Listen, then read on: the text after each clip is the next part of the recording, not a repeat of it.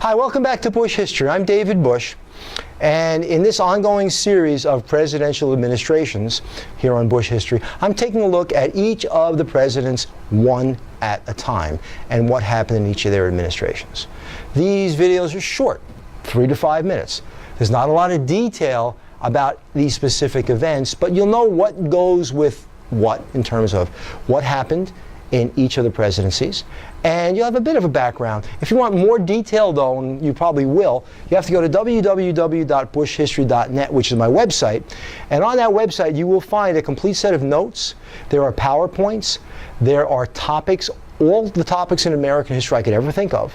So you're welcome to take a look and use what you need. No charge, free of charge, do what you want with them, enjoy them. Just don't claim you did them. Anyway, let's take a look. This is Chester A. Arthur, 21st President of the United States. So here we go. He's number 21. He did not have a vice president. And if you recall, the reason is because he was the vice president. James A. Garfield had been assassinated, and Chester A. Arthur assumed the role. His political party was Republican. Basically had all of Garfield's term, 1881 to 85. Who came before him and after him? Garfield came before him, he's a Republican, and Grover Cleveland was a Democrat who followed him. Any unusual circumstances surrounding his ascent to the presidency? Arthur had been James Garfield's vice president, and upon the assassination of James Garfield, Chester A. Arthur became president of the United States. Any catchphrases? None. Nothing unusual about this guy. When he left office was a choice, defeat, natural death, etc.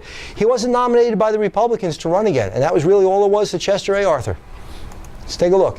Domestic issues and events. We get the Rivers and Harbors Act. It's just what it sounds like. $19 million for internal improvements to rivers and harbors in the United States, and he had vetoed it. Chester A. Arthur actually vetoed that, and Congress passed it over his veto. It shows how much power Chester A. Arthur actually did not have. We get the Pendleton Civil Service Act, largely as a result of what happened to James A. Garfield, which basically said if you wanted a civil service job in the United States, a government job, you had to take a test. Then you would receive the ranking, and based on that ranking, you would fill the position. You could not award jobs anymore. They tried to make it an end to patronage. It really didn't work, but it was a step.